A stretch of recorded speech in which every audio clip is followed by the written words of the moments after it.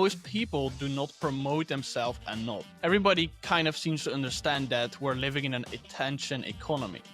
But the reality is we're living in a trust recession. The way for it to work is you need to sacrifice everything else other than the goal you have set for yourself.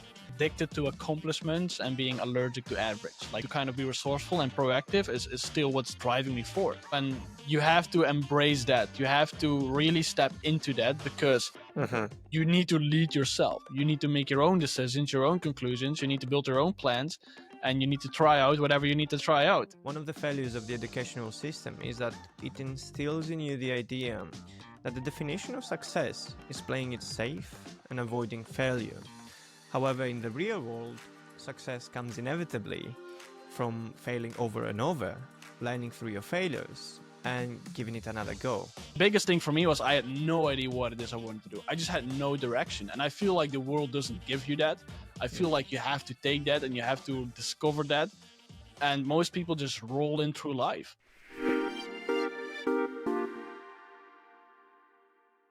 Lawrence, in the last 5 years, we have seen a huge rise in personal branding and human brands. People like Mr. Beast, Joe Rogan, or Kylie Jenner have paved the way for what we now call people as brands. At its core, what is personal branding and why do you think it's on the rise? Excellent question. And starting off there, I think personal branding is turning who you are as a person into a status that has all the characteristics that a company has. It's the ability to connect, it's the ability to show your credibility and to convert, to actually make money, to make transactions because of who you are.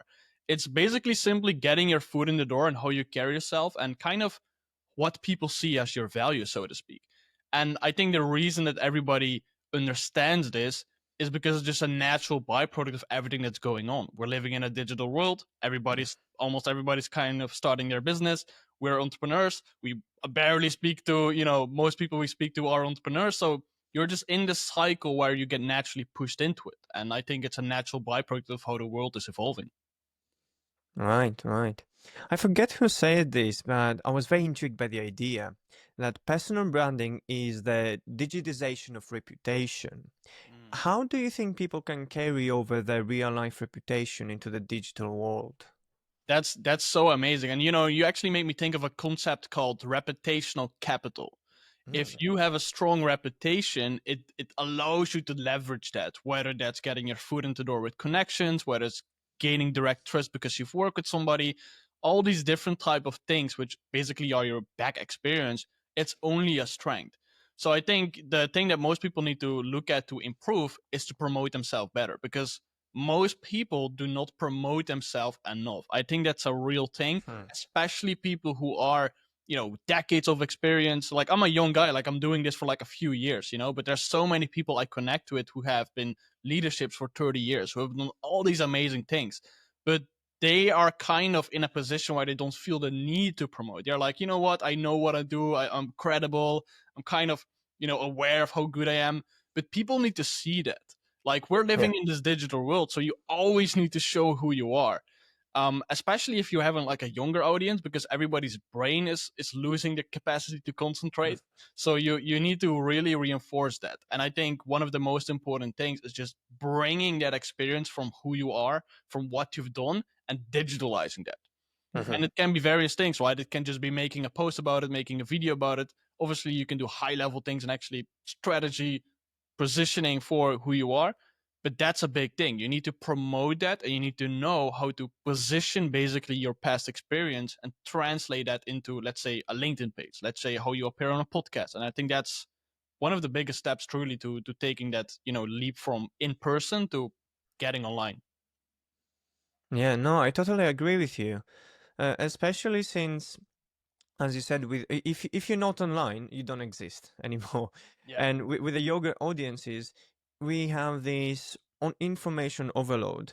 So you have so many brands and so many companies constantly trying to advertise and position themselves in front of your eyes. Whereas if you're not positioning yourself as well in the online world, it's like you're gonna get lost into insignificance. And that's now. Imagine in 10 years, in 15 years, where everything will be digital and everything will be customized in the For You page. Like, Yeah, you definitely need to go online. Absolutely. Totally. And it might not be fair, but visibility is more important than actual competence. It's almost Mm, what's really playing a role. I do like to think that people are very congruent and people see through things. So I do like to think that most people, if they would see that you're actually valuable and you have competence and you have all these connections, it makes them attracted to you. But it's still a matter of being able to showcase that. mhm, The reason why a lot of these big people are so big is because they've got all that intention, which is also what makes them so AI proof. Because in 10, 20, 30 years from now, things are going to go very wild. Like how many videos are uploaded to YouTube every day? I don't know, maybe like a million. But yeah. in 10 years, it will be like 20 million, 30 million, whatever, because it's just fed up with machines and AI and it's fake. And already, if you're going Mm, through social media, like a lot of things are fake, and most people do not realize that. So mhm, I think that the importance of visibility is key, and also you kind of want to get started with that. And it doesn't mean you have to, set up a studio and make recordings all day and spend 20 hours a week to making videos, but you do want to index yourself just as the start. Like at least get your name out there where you just have a nice looking profile and your company has some sort of page. Like even without taking action on it, at least take that step to present yourself, right? I think those are the small things which do play a role. mm. Yeah, I think I read this stat that about 73% of millennials buy from people that have personal brands because they trust them more than traditional companies. So just imagine that. Just Yep. you trust more what Joe Rogan will sell you rather than if that same company directly reached out to you to buy the products via advertisement. Hmm. Because things like podcasts, we have them in our ears 24/7. They become the background voice of our thoughts. And yeah, if at the end of the day, that's who you tend to trust the most, the person who is with you all the time, the person who you can relate to. So yeah, personal branding, it is absolutely the future, man. Totally, Yeah. totally. And I also think a big role of this is the abundance. Like there's so many podcasts, there's so many Yeah. options, right? Like back in the days, you didn't have and these are the days that I cannot speak out of relevance of, but there's a lot of times where actually the majority of life where people didn't have the option to go to a website and watch a limited amount of movies or watch a ton of different type of people. And because of those options, people tend to kind of go into the boxes where they feel comfortable. And if you look at the history of that, you actually need to realize that this media thing has already played a huge role in so many decades. Like radio in itself has played a massive role in the way people consume their information, right? And I think the reason people like that personal brand touch more is because it's kind of like this break free thing. Like people feel like they're breaking free out of the main masses. And I think a lot of people tend to follow that, especially like the younger people like myself. However, it might be a natural byproduct that 10, 20 years from now that kind of reverts, where they're just too much personal and the companies get back credibility.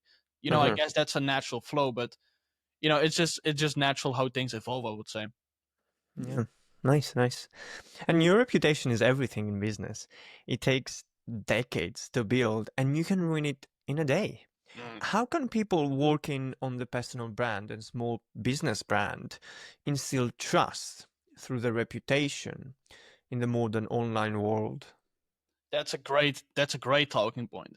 Well, the thing is that while we're talking about this digital, all these options online, everybody kind of seems to understand that we're living in an attention economy. Hmm. But the reality is we're living in a trust recession. Like it's the opposite side. It's not just everybody's grabbing your attention. You as an entrepreneur who's providing services or selling something, you need to find that gap where it's not about grabbing a lot of attention, but it's whenever somebody sees you that single time or for the 20th time that it allows them to do have that right type of connection. And Hmm. that's entire process of how to do it in the right way, which starts off by how you position yourself online. It goes further into how do you translate the work that you do into installing the right buying beliefs for whenever somebody does see you. Like there's a lot of different type of processes to doing that in a right way. But I think that's where you need to focus on. It's not about getting seen. It's about how do you, how do people see you? How are you seen by people? And I think the more you work on that, the better. And to touch on that as well, there's definitely some things you could do wrong with it. Let's say, I think a lot of people naturally fall into a trap where they share too much out of their lane. Personally speaking, I don't trust somebody who's baking bread with jewelry or diamonds. It's just a thing. So and people have the same feeling. So if Mhm. you're this person, this expert, sure, you have your opinion, and sure, they're relevant, but you might want to slow down without sharing too much of those controversial type of things. And that's also a big thing. I know a lot of younger people specifically who follow a lot of controversial type of people, and they Mhm. end up positioning themselves in a similar way. But that's most of the time not a good thing to do. That's usually not the best thing to do. If you're going to talk about religion and politics and all those different type of things, you're just positioning yourself in a heated conversation, and the algorithm likes that. Like, the algorithm likes negativity, it likes a lot of these things, so it naturally gets traction. But that's all hype, like that's all visibility. That's not that piece of trust that you need for that right person. And I think focusing on every interaction rather than just the overall impressions, I think that's the biggest deal breaker or deal maker. Mm. I like your advice. However, I can see how many people can find it maybe a bit tricky, because when you see some of the biggest names that have blown up so far, the likes of Andrew Tate or the Fresh and Fit podcast, or I don't know, even Ty Lopez and all these online gurus, they became popular by some sort of controversial opinion. So when it's people like me and you trying to slowly grow, and we are heading towards the top as well, we don't want to become controversial, but that is what is rewarded, at least to get that initial boost. So how do you manage that fine line of trying to be genuine and talk about things that really empower people, but at the same time you're not gonna be rewarded for that, or at least in the beginning no one is gonna listen at you Mm. until you become that controversial viral voice. So how do you manage that fine line? Yeah, that's such a nuanced topic, and it's tricky. Like you say, it's a bit tricky. But Mm. the thing is, like, a lot of these big people, they're in a position where they can do that, and I think most of us would like to do so. I think most of us would like to, express whatever we want without really caring about it. But it's just not really the best fit to do. Even if you have the ability to say whatever you want, it might just not be the best reflection. Even if, regardless of what's happening, you have your income, things are stable, you can't get thrown off a platform without it hurting who you are as a person, still, there's always going to be people who are triggered by these things you say. Now, do you want to be a perfect person and stay within the lane and never hurt anybody? No, I don't think that. I think you do want to have some natural touch because people end up connecting with who you are.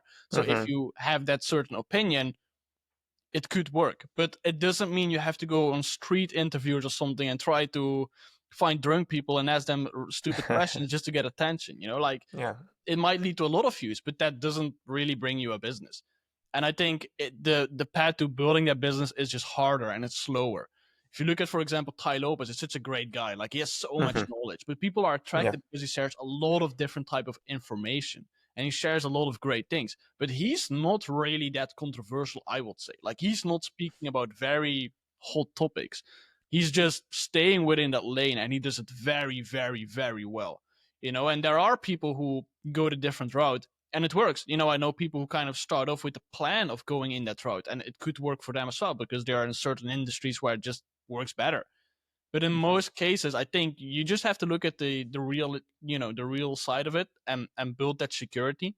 Like, if you're starting out and you want to get your foot in the door and you want to get opportunities and you need to figure out how you can make a full income and scale that and build a team, like, you need to build it step by step. Mhm. It can collapse if you go that wrong side because it just hurts your ability to people actually wanting to work with you. And Right. there's a lot of these type of things that I think, but yeah, it's tricky. There's always nuance to it. But I think most important thing is that you reflect who you are as a person with your right morals and principles into how you do it in a digital world. So perhaps that could also mean silencing certain topics, but it doesn't mean you have to completely, fake who you are. You just have to show your real side, but you do have to be a little bit aware of the type of things that you're touching on. That's kind of how I personally approach it. Right, right. You need to be a bit more diplomatic. Yeah. So personal branding basically is not only what do you want to be associated with, but also what not. For Mm. your own brand, what would you not want to be associated with? Well, that's a great, great question. And I need to think out loud to properly, digest this. But I think it ties back to what we just talked about. It's avoiding being that controversial person. I personally just really like to be more a business magnet. Like, that's how I want to grow myself in 10, 20 years. Like, I just want to have a lot of businesses and do all these things. And I kind of have a lot of specific visualized ways for myself how I see that and how I'm looking to go there with the next 1, 2, 3 steps from now. Hmm. But I don't want to be that person who is just, big online and has hundreds of thousands of followers and then just ends up getting a lot of, buzz without it really being effective. I think the sweet spot is just having like a smaller amount of followers, like just maybe, I don't know, 30 to 100,000. I think that's super great. But a lot of people who tend to go above that, like you're just a social media person. And I don't Mhm. want to do that. Like, I want to avoid being a person who's just a content creator. Like, I don't like to call myself a content creator. Sure, I create content. I've been doing it for 10 years almost, but it's like I'd rather be a business person than a social media person. Like, that's for me personally a very big thing. Nice, nice. In one of your LinkedIn posts, you write that right now someone is Googling your name and deciding not to work with you. When it comes to personal branding, what makes freelancers, solopreneurs, and small businesses unattractive to work with? Yeah. So people will look you up almost always. Like, it's a natural thing. People look Yeah. up either your Instagram, your LinkedIn, your Google results, and the better that's presented, the more it plays in your advantage. So to answer your question more specifically, I think you need to play in very well who you are. If you're a freelancer, you don't have to position yourself as somebody who's managing a huge company, because then if you talk to any type of prospect, it doesn't make sense. Like, how many people say we will take care of this when it's just them? It's a natural thing. We all start there, I've started there as well. I have my own team and things like that as well, but I started doing similar things. But in reality, you will be so much more stronger if if your position is just, hey, I'm a freelancer, I work one on one, because Mhm. people are looking for just that. If they were looking for an agency, they wouldn't talk to you. So by staying within your lane and representing yourself in a true way, I think that's big. Right. Further on that, you want to kind of reflect the right amount of ways to share what you do. Content is a big thing, but outside of that, you want to have the right type of wins, the credibility, right? And everybody has testimonials, so testimonials is great. Video testimonials, you can go and all that stuff. If you go in the press route, which is something we've been doing, of course, like, that's massive. Like, that's just amplifying everything that you're doing already. But to garner that trust and to garner that thinking pattern of, hey, this is the right fit to work with, it's all about how you show up. And it's not just what people see, which is big, but it's also how do you communicate, right? And Mhm.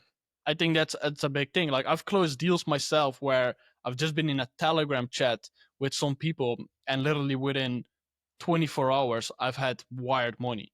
And it's just because, first of all, I know what I'm talking about. And they Yeah. might have looked up my profile, and if they did that, it had a huge impact because they were, who is this guy? They saw my website, they saw my social media, they saw I've been on podcasts, they saw I've been in the press, and then it's like, wow. However, even without that, it's because I know my field and I talk to them with experience.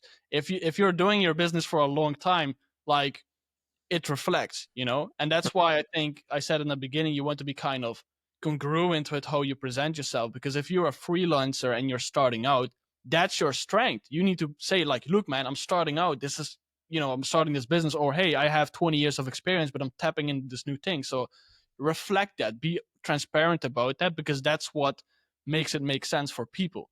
Mhm. But if you do build up all that experience, like, if I've helped more than 100 persons build a website, and I speak with someone, hey, I want to build a website, I know what to say to them, Mhm. and they can see, oh, this guy knows what he's talking about. So it's the positioning, that's a big thing, how you show up, how you position yourself, but it's also just how you reflect one on one with every interaction you have. Nice. No, I like that. I like that. And so let's say someone is working on the personal brand. How do they know what to include and what not to include in their development, and how to, what to show and what not to show the world? Because there might be so many things about them that are right, but not all of them should be included or reflected on the bios or in the, in the whole brand online. So how do they choose? Yeah, well, I think there's two sides of it. The one side is just showing the day by day stuff, and the other side is just what is the flat out positioning. And to elaborate on that, if you have hobbies, if you do sports, if you do whatever type of things outside of your core focus as a business, like you should not do it. Like there's no reason to avoid sharing that you're a fan of baseball or something. Like that's fine. You can do that, you know? Like it's not that you have to be perfect presentation style thing. Be you as a person. But it's on the other side, the second thing, it's what is that positioning? You want to have just a simple thing. Start off by writing like a good about story. Just like a good story, which is who you are as a person, because then you can put it on your LinkedIn, you can put it on your website, and that could lead to that bio, which is basically what is going to be the small introduction. And in most cases, you just want to have something that reflects very briefly the credibility as well as kind of the unique angle to it. And it's sometimes challenging because you have a limit of characters. But I think a different context is, for example, if you were to do like outreach messages, because in marketing and sales, there's all these different ways. You have content marketing, you have running ads, you have email marketing, and outreach is just a good way for several use cases. It could not just be to pitch people like, hey, do you want to, you know, buy my service? But it could also be, hey, we're doing market research. This is what we're doing. And I Mm. think in that context, it reflects similar to what you would share about yourself online. You want to have one message where you basically do everything. And it's tricky. Like you need to find a good way to eventually get that right. But that could look like as like, hey, presentation, this is who I am. I am Lawrence. I have this business. This is what I do. We've worked with XYZ. You show the credibility there. So it's introduction, credibility, curiosity. I think that's a very good framework, no matter what Mm. type of thing you're talking about. Um, yeah, so lead who you are, present yourself, show the credibility, and then ideally hook in some curiosity as well. Like that's a general framework for everything online, right? Yeah, I like what you said in the beginning that if you are a fan of you like this sport, don't refrain from showing it because there will be so many people out there that will relate to you. Because okay, let's say I'm looking to buy cars, and I have 10 salesmen that all selling me the same car and they all have their own techniques. However, you tend to like Formula One, and now as we're chatting, oh, I like Formula One as well. And now we bond over this thing. And suddenly I can relate and trust you more because we have that common enthusiasm on this topic. So, yeah, absolutely. You might think, I like video games or I like, I don't know, Lord of the Rings. That has nothing to do with my business. However, that might be the the single thing that people relate to you more. And perhaps those are the people that would be such loyal customers or colleagues that they will recommend your services to other people. So yeah, absolutely. I think not refraining from showing, your this very personal side of you online in a in a strategic way can be very good. Can be very good. Yeah, I really think that, and actually, it might even be more than a benefit than without it, because that's Hmm. where you're not just that robot. I think it's something which I fall into sometimes, where I just focus on, okay, I have all this content, I schedule it, I plan it out, and I do things, and I just forget to share, like, hey, I'm going here, I'm doing this. I Hmm. tend to fall in the trap for me personally when it comes to actual content. But yes, people tend to connect over those things. So whether it's a taste of music, whether it's you like steaks, whether whatever, I think Yeah. sharing those types of things is actually good because it triggers like a connection, right? Hmm. Hmm. Okay, let's change a bit of subject and go away Sure. from the personal branding. Have you tried monk mode? Absolutely, I think monk mode is very real. I think it's Uh-huh. it's kind of get a bad reputation because people, first of all, they see monk mode and say, wow, this is good, and then they're in this game for a few years and they see a lot of people, and then they think, oh, it's not good. I just need to do my thing regardless of the focus, whatever. I Mhm, think it's good. I think there's a natural thing to say, hey, you know what? 90 days, I'm just going to do this. I mhm, did this a few weeks ago. I said to myself, next 30 days, not going to consume social media. I mhm, think those things are just good, And for me, monk mode as well, I see it as a long phase. I see for myself as well, like, I'm building my life in these fundamental years. So sometimes I'm like, man, actually I should go out, or man, I should go meet with this person and all these things. But I realized for myself as well, you know what? Like, I should just take this serious, and for these fundamental years, because that's what it is. mhm, Like, I'm building my first few years to set my life straight for the decades to come. So to me, the monk mode is like a whole life phase. And for me, a way to keep it natural is to switch it up. I like to have consistency, but I also notice that sometimes it just works to do something different. So you mhm. could say, hey, this 30 days I'm going to do whatever, like no social media. Then you're going to say, hey, I'm doing something different. Like, you don't have to always fall into that same specific super disciplined path. That's not real. Mhm. For But those who don't know, can you explain briefly what monk mode is exactly? Because yeah, many well, might not have heard the concept before. I guess the best way to explain it is that you're choosing for a specific amount of time to dedicate yourself and basically only do the good stuff, right? So a lot of Mhm, people say monk mode, and then it means, hey, for 30 days, I'm going to not use social media. I'm going to read a book every day. I'm going to the gym every day. And you're just locking yourself in without drinking, without going out, without whatever mhm. that looks like. But it's just this hyper focused period of time where you're doing everything right. I think that's the best way to put it. Yeah, and the way for it to work is you need to sacrifice everything else other than the goal you have set for yourself, which is a good boost when you get started. That's kind of what you need Mhm. when because you don't have the discipline yet to let's say manage yourself whenever you're going off traction. So until you build that, I think monk mode, everyone should try it. If you don't know, like just go look it up, see people that have done it, and yeah, definitely give it a go. It's very, very powerful. That is indeed super powerful, man. That's so great that you touched on that, Mhm, because I think that's one of the biggest things there is, especially if you're starting out. Because in that scenario, you're going to do something new while you're still built up with all these old patterns and habits. And most people around you, like, just speaking from my own experience, but what I see as well, like, most people around you will not directly contribute to what you're going to do. Like, mhm, you're going to say, hey, I'm going to start a business, or maybe it's, hey, I'm going to university, or maybe it's, hey, I'm going to do a different job or whatever. But everybody around you is doing this exact same thing. Like, they don't really care about it. They don't really think about it. They're just doing their thing while they're talking with you. So you mhm, end up being in this position where you're kind of saying, hey, you know what? I'm going to take my life serious. I'm going to level up. I'm going to do this. But then at the same time, you're just with the same people doing the same thing, and it just doesn't really flow. And I think that monk mode can just help you break through it. You know what? Like, guys, speak you in 30 days. You're not going to do whatever you do. You're going to say, I'm going to do this every day. And it will make a difference. Like, it will make a difference. And I think, especially if you start out, it's a big thing. yeah, for sure. Right, so you started experimenting with e-commerce at the age of 14, which is also when you made your first money online.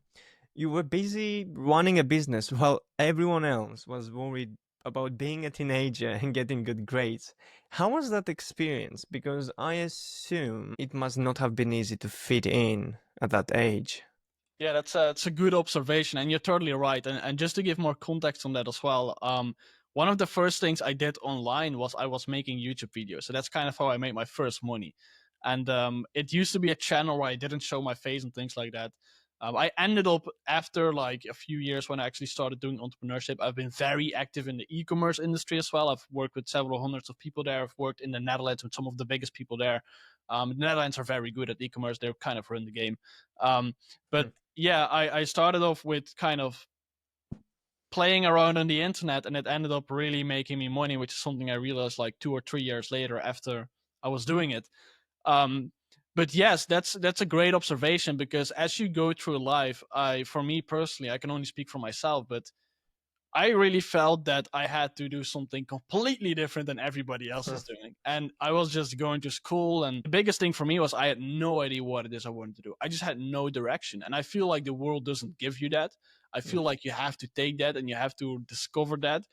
And most people just roll in through life. They just go to school and whatever. And I was like, man, I'm 15 years old and they're telling me I have two options. And it's like, what does it even mean? What can I do? So you just, well, I guess I'm going to do this, and you just continue the years. And then it's like, okay, now high school is finished. What am I going to do right now? And then it's okay. You can go to work, you can go to college. So yeah, I think it's a hard path. It could be a bit difficult. I think for young men, it could be very difficult to navigate that life. It could be very confusing as well. But for me, it was just a matter of eventually having that thought pattern where I was like, you know what? I've seen people do this, and then you see what other people do, especially in this digital world, and it's like, I can do that.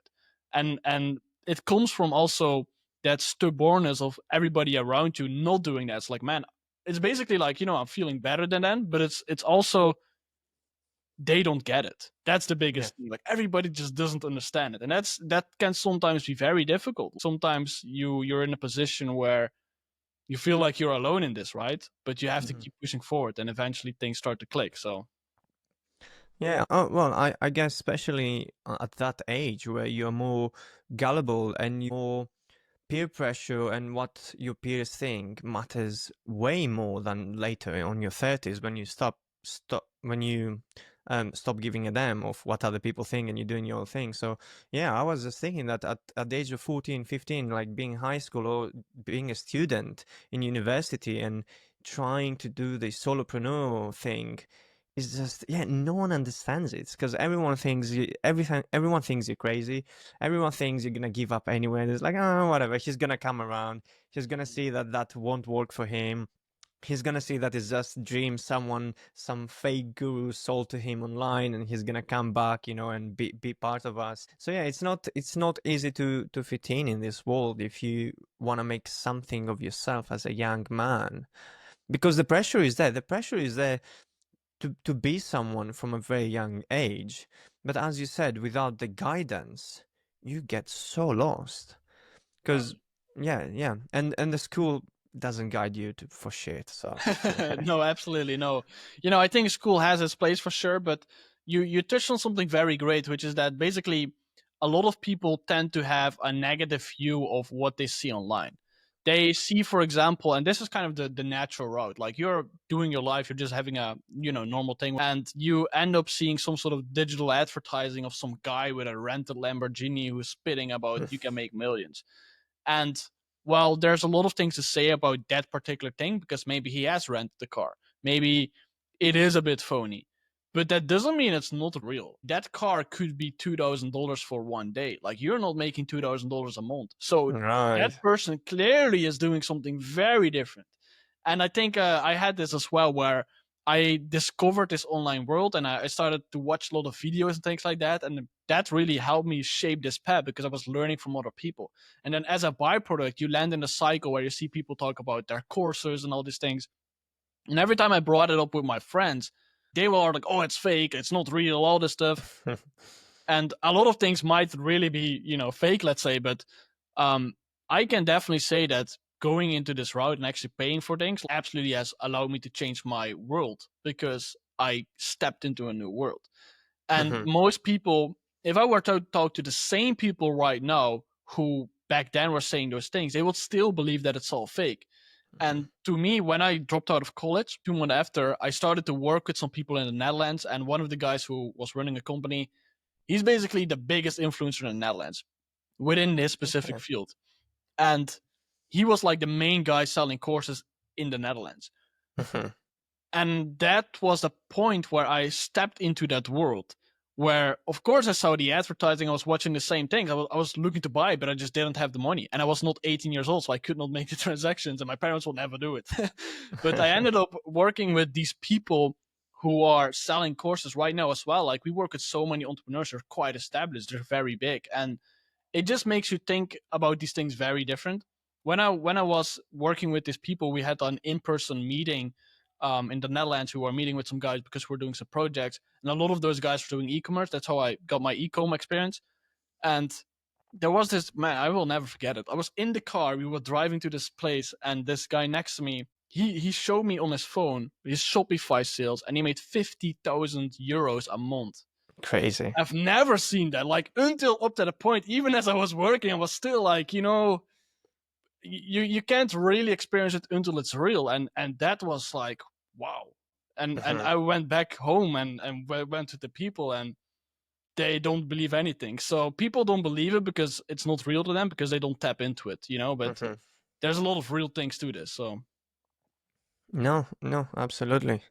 And I was also thinking before, as you started, is that one of the failures of the educational system is that it instills in you the idea that the definition of success is playing it safe and avoiding failure.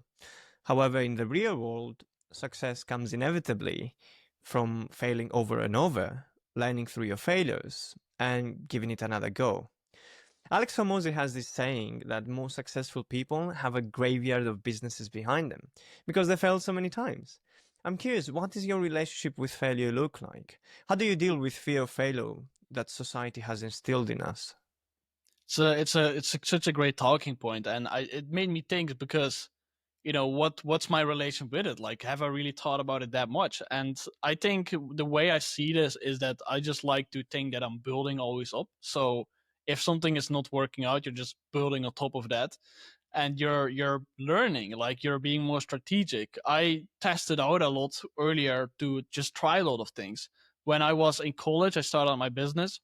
Then I started to do another course, like basically another education. And I just was like trying all of these things. I dropped half of it. I had periods where I was like, oh, we're going to start this new business, and you're trying it out, and it doesn't work out, or you're losing money even. But all of that just leads up to experience. It just leads up Yeah, to, knowing, like, you know what? One of the most important things is having the resources. So even if I have this great idea, what's the situation look like? Do I have the resource? Am I going to bring in resources?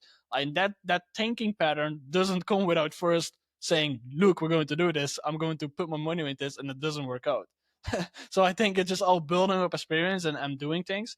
um yeah, I think, what else can you do, right? Like, you can't really, sit about it and don't do anything. So I guess you just have to look at that in the best possible way. Like, you have to tell yourself the story that the failures are your strength, because you could say that it damages your life, but then it's really damaging your life if you say that. So exactly. yeah, No, you make it real in your head. The more you start telling this story, like, oh, I failed, so I failed once, so this is not for me, so maybe I should give up. You're just reinforcing the victim mindset and this belief to your head. Whereas if the outlook you have towards failure is, okay, this is a stepping stone to success. Every successful man or woman has failed before to learn the lessons necessary to build something greater and grander. If you look at it that way, you're gonna get empowered. If you look at it the victim way, you're only gonna harm yourself. So at the end of the day, I think is what you make of it, really. yep. It's a Uh, story you tell yourself, right? I think that's, generally speaking, a very important thing. yeah, in life in general. Okay, two-part question. Can anyone become an entrepreneur? And what are the traits that distinguish a good from an average one? Great. So first of all, yes, I think everybody can be an entrepreneur. I think demographics, backgrounds, and all that stuff is just completely not relevant, especially in the current, age. Of course, it may play a big role, but generally speaking, I think everybody can do it. But it's more, who are you as a person? Are you that person who can be an entrepreneur, rather than do you tick the boxes of living in a certain environment and all these things? So of course you could have benefits. Of course, if your parents have a business, it might be very easy for you to tap into that. So to me, the most important thing is being resourceful. It's Hmm. being able to find information, being able to study that information, being able to maximize the things you already have, being very proactive, looking up things, staying to a path, making your own conclusions, and just being grounded. I think that's a big thing. You have to be super, super resourceful, as well as being very proactive. I think those two traits are the main things which allows you to get things done as an entrepreneur. And I think for me as well, that's been the biggest thing as I was younger, and I've still to this day. I think my ability to kind of be resourceful and proactive is still what's driving me forward. And you have to embrace that. You have to really step into that, because you need to lead yourself. You need to make your own decisions, your own conclusions. You need to build your own plans, and you need to try out whatever you need to try out. And it's a great scenario where you could pay for something and you can get all this information and that works, but you still need to apply it in your own context. So regardless of what you already have, regardless of the position, it's about being able to find what you need, adapt to it, study it, apply it, and all these different things. So that's to me being resourceful in combination with being proactive, because you want to be proactive specifically when it comes to connecting. You have to put yourself out there. You want to meet people. You have Yeah. to, doesn't mean you have to make content, but you want to connect with people. Maybe it's paying for a community, but it could also be being for free on X, Twitter, or on Instagram and just riding with people. I think that, combination of being very resourceful as well as being proactive is what's going to lead to whatever else you're going to need. So that's to me the fundamentals. Yeah. Yeah. As you said, unfortunately, or fortunately, depends how you look at it. One of the truths of business is it's not what you know, is who you know. So that's why that proactivity is so important of networking, because the opportunities come from people. And if you don't get yourself out there, if you don't have the firmest handshake, if you don't have those interpersonal skills, someone else will have them, and someone else will connect and get trusted instead of you. Because you can have the best knowledge in the world, if you don't know the people, the opportunities will just never come, because people don't buy just information, people buy from people. So yeah, I agree with you there for sure. Yeah. And on the entrepreneurship, I agree with you that everyone can be, but not everyone should be. In my opinion, entrepreneurship is becoming the new rat race. We've been sold that entrepreneurship is the new dream. You work on your terms, create your own schedule, remote manage your business, and reap all these rewards. But the truth is, we're working ourselves to death. 80-hour work weeks have been normalized to the extent that we see men's relationships suffer more than ever. Men are feeling lonelier than ever. And of course, there are many factors affecting this, but if you isolate yourself to work all day, there is no time for dating or hobbies, let alone for friends and family. And for what? To prove to your high school friends that you matter? Yeah. Or for a moment of online relevance? For a big mansion that will stay empty because you never made time for anyone other than yourself and your business? So you might regret not going after your dreams, but also you will certainly regret working yourself to death more than anything. So that's why I think most people are better off living a simple, chill life. So yeah, entrepreneurship, everyone can be, but not everyone should be an entrepreneur. That's how I look at it.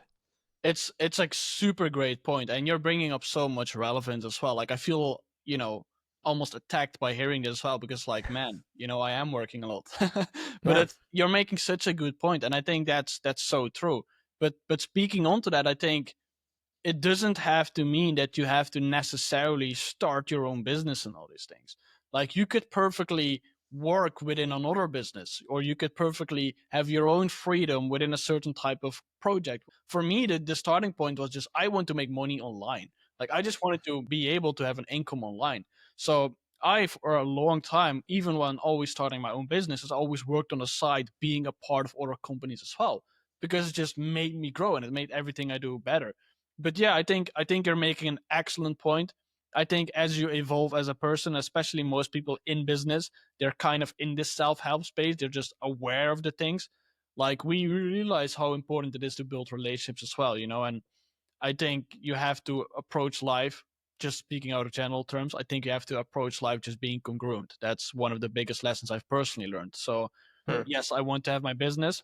Yes, I could say it's even a priority, but it doesn't mean I have to neglect other things, and I think it's important Mhm. that you figure that out. And it's not easy to figure that out, but I think that's No. where you kind of need to go to. No, the reason I put it that way, because of course you can have balance, of course. But my personal belief is that in order to make it, there is no balance. Like anyone who has ever made it sacrificed everything rather than the thing they're doing.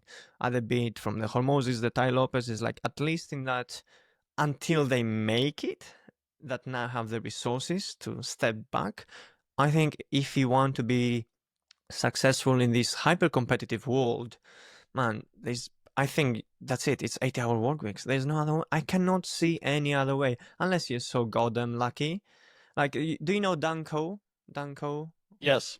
So Danko he is this guy that blew up for telling people that, oh, you can make 6, 7 figures online by working 2 hours a day. Sorry, but fuck off, Danko.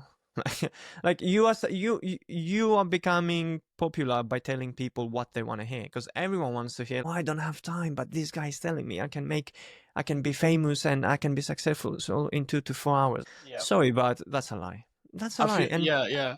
yeah, everyone who's ever made it will tell you that that's a lie. It's impossible. There's some. Totally. What are you gonna do unless you have the money to hire a team, which most people don't? Yeah, so yeah, that's why I phrased it that way. That in a way you have to sacrifice, man. Absolutely, I hear you, and I'm not really familiar with the material of him. I've seen him Mm-hmm. on Twitter back then because I know that's why he grew. Mm-hmm. But it's similar to a lot of people are starting their business, and within the first year, they're picking up a book called The 4 Hour Work Week. Like Yeah, I've yeah. never read the book. Like I think most likely it's a great book, but why would you like to learn how to work less when you're not don't even have anything on the reels? And it's exactly what you're saying. So yeah, I think you're making an excellent point that you do have to sacrifice a lot of these things. It doesn't mean that you can not do anything else, but I do think there should be like a priority. And that's for me as well. Like for me, it's just, I'm perfectly fine to say myself, you know what? I'll just make sure that these few years, that's going to be it. It might hurt, might get some things, it might hurt some things or some people, but I think that's a decision you have to make for yourself. All these books like the 4 Hour Work Week, you can do that again once you made it. For example, I've studied this podcast. It takes me about 6 to 8 hours to film a single episode. Research, filming, editing, then posting, writing descriptions, finding SEO, creating the thumbnail. For a single episode a week, it takes me my whole day off. Mm-hmm. So, okay, how can I compete with the Joe Rogans and the Diary of the CEOs and Chris Williamsons that upload 3, 4 times a day? Because I am competing with that attention that have the team if I only work 4 hours, especially if you do everything by yourself. So yeah, people have they're constantly sold the dream, and that skews up the expectations. And that is maybe why so many people quit, because they get into it, they're like, oh yeah, I can work 4 hours a week and make it. This guy told me so.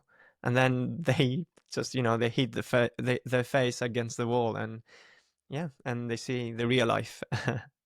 Absolutely, yeah, and I think that's a great note to end it with as well, which is basically that ability to construct your starting journey, which is, you know what, I'm going to just work a lot because eventually you will be able to do that, and Mhm. that's how for me it makes it real as well, because I've worked with a lot of these people who are so many steps ahead of me, where I've seen them work less than me, and they're just managing a lot, or they're working even more than me. Like there's nothing in between, and I think that's a very healthy path to see it, because eventually you will be able to construct your week or whatever within doing less. But that's all a matter of resources. That's all a Yeah. matter of having the resources to manage it and having the skills to be able to manage management. Yeah. So you need to learn up to that. So yeah, I think there's nothing wrong with working a lot. I think for No, most people it's a absolutely great not. thing to do. I think in a lot of cases it could be the best thing to do, especially if you're looking for people similar to myself. I think if you're a young man, like, come on, like, just work. Like, go ahead and just put all your efforts into that, and just don't stay fully on yourself. Like, speak with people and all this thing. And it doesn't mean that you have to be like with a hoodie on in a dark room and just not seeing daylight. Like, you can still go to the gym or take walks and even eat out maybe a few times. Like, that's all perfectly fine. But it's overdoing it a little bit. Like, just Mhm. put in a bit more reps to it, and I think that's what's going to make the difference and lays the foundation. So Exactly. You had the pleasure to be trained by Tai Lopez, right? not really trained by him. I've been in his community where he does weekly calls, and they have like a Mhm. lot of courses and things like that. And I've been a trainer for 2 times within his community. So I hosted like a training live for like a few hundred people. I think 100 people for a session or something. I've done that 2 times. So yeah, I should be in his Oh, I should okay. be in his course within the personal branding. uh, Oh, umbrella nice. somewhere. Nice. Well, needless to say, the man is a marketing genius. He's here in my garage video. He's like, what, one of the first online courses to ever go viral. But I wonder, in this community and from his live calls, what are the biggest lessons you learned from your time with Tai Lopez online? Yeah, that's such a great point, and it's similar to what I've seen with other people. Like, for example, the first real program I bought into, which was I'm thinking 2021 when I just started, or 22. I bought the program from Eric Thomas, I and love Eric Thomas. I love him. yeah, His so energy is spectacular, man. absolutely. So I've put some parallels between what I've seen him doing, what I've seen Ty Lopez doing, what I've seen the Hmm. Dutch guys doing, and what you basically see is that a lot of these people have a very big machine for marketing. Like they're very good at having a lot of people and they just manage that in a very good way. That doesn't mean that they're not doing a good thing. Like it's super good because they bring in a lot of value and they put it in some way. But that's basically what I learned the biggest way is because I haven't worked one on one with these people, right? I haven't like I spoke with Ty Lopez very briefly. Like I was on a call with him and we had a very, very quick chat. But I'm pretty sure he has no idea who I am. And that's the same for a lot of different people. Like I've been on calls with like some very big people like Brandon Carter, bringing like Justin Waller, just like the Tates, things like that. Like I've been on a lot of calls with a lot of different people because I've also paid for a lot of access in different type of groups. And you have to be real about that. But what you'll learn is that a lot of these people they've optimized their life, and that's what I learned from them. Like they're actually in a very good stage because Yeah. what I've seen with Ty Lopez is that within his community, and I don't know, like he has different tiers and coaching. I don't know about that. Within Hmm. like his main community, like he could just be in Brazil doing jiu-jitsu, and then the other time he was in Europe, in Finland, I guess, in Helsinki. And what I've seen these people do very well is that they can adapt no matter where they are, and still within that time they are on the coaching or in the community call, they actually bring a ton of value. And I think Hmm. that's just because they've become so competent. They've just put Hmm. in so many reps. They've Absolutely. done it so many times. And I really think that's not a magic thing. I think that's the biggest lesson. Yeah, I like that because yeah, it makes you think that you are so competent. You can go from doing something completely irrelevant like this to hyper focus to teach people the knowledge, like from the jiu-jitsu coaching someone. And that comes with reps. These people have been doing it forever, I suppose. So yeah, Yeah. it doesn't come easy. It doesn't come easy. I believe that much of what shapes our ideas, points of views, and attitude towards work, towards success, towards happiness are mentors and role models. Talk to me about some of your role models that shaped you to the man you are today, and what makes them so great that you look up to them. I like that. And I'm going to touch just what I just mentioned, Eric Thomas, right? I mentioned him a few times because I always like to give credits where I do. And the reason I think really he has played a very important role in my life. And if you look, if somebody is going to not know him, is going to look him up, the first thing is going to see his motivational video. And then they're going to think that I'm some guy who needs to watch a video to be able to feel I'm good. That's not the case. Eric Thomas is absolutely amazing at showing people and learning them the self awareness.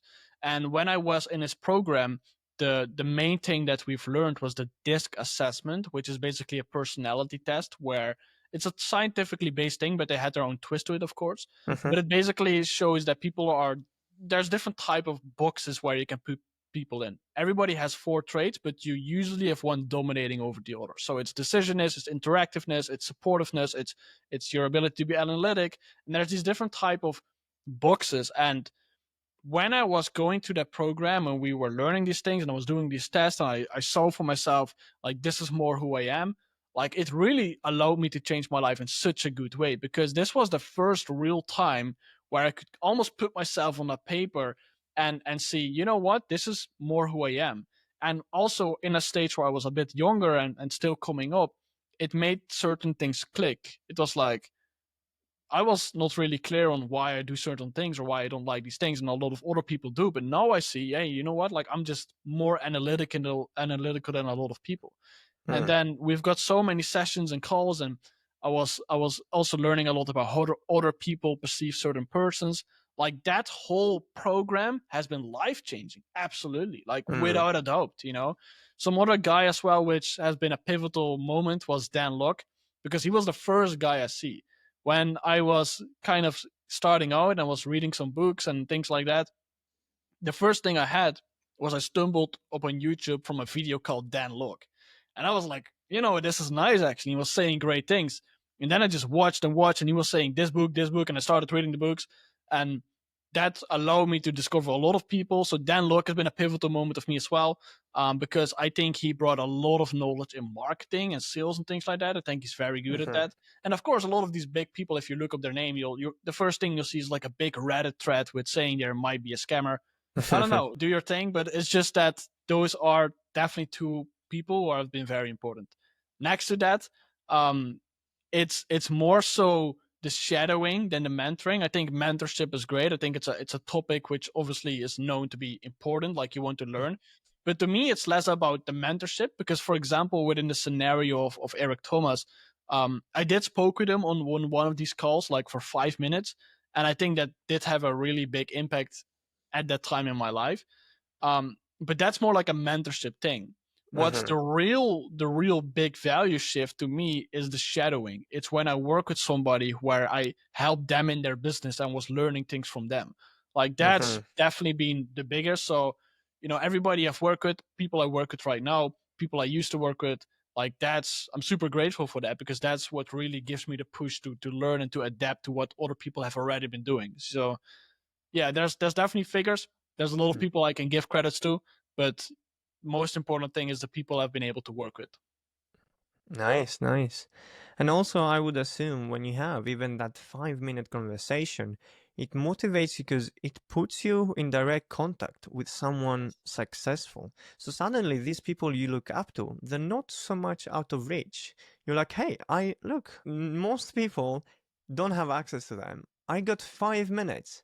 You might not, to some people might be like, who cares about 5 minutes? But hey, you're in indirect contact with someone great, and that 5 minutes next time could be 10 and could be 30. And if you keep showing up and doing great work, one thing brings to the other. You could be shadowing that people, like you just said, and that's where you learn the true things. So yeah, that sounds nice. That sounds powerful, really. Exactly. Yeah, totally. Yeah. What is that drives you though? What is it that sustains you through the difficult times when self-belief and motivation are at a all-time low? It's self-direction and it's the ability to create an empire. Like that's really my fundamental beliefs because I like to be in a position where I can create, let's say, my own life, and it's more so that I don't have to follow the traditional path. Like for me, it's basically the combination of being addicted to accomplishments and being allergic to average. Like that's how I like to put it. So that's to me very important because I like to feel a lot of accomplishments, and it doesn't mean to have massive wins every time, but it could just be boom, got another client. Yes, we did this. Oh, we got this success for this client, made so much money because we helped them. Like all of these things, like it just drives and drives and drives me. But fundamentally, for me, where it started out and where it keeps me going is just that I want to have that self direction where I can say, you know what, I want to just make money online. And then, you know what, I just want to make sure that I have full control, stability, because that will bring so much confidence and curiosity within my personal life. So, self direction is very big to me, which is the ability, the position to say this is kind of where I want to go, and you're able to go there, and you're not being stagnant, which is the opposite. Like you avoid being stagnant and staying in the same position. So that's for me the fundamentals. Right. Okay, Lawrence, last question. What do you want to be remembered for? It's great. That's such a deep question, and I guess it will change within years from now. But to me, one of the most important thing is just that I want to look at an individual level for me. It doesn't have to be, let's say, how I have been seen by the masses, but it's more that on a fundamental level of people close to me, of friends I might have had, relationships I have, family I will build, that I have a certain feeling from those people. So not necessarily the masses, but more individually. And with that, to me, the most important thing is I would say just to be respected as a person and to have people look at me and say, you know what, like he did his thing and I respect him and I could trust him. And yeah, that's to me the biggest thing is just being able to be, respected for who I was and who I am. And I guess I'm doing my best, so. Nice, nice. I like that. Well, Lawrence, thank you very much, man. Thank you for being on the podcast. Yeah, thank you. It was a super excellent conversation. So thank you yourself.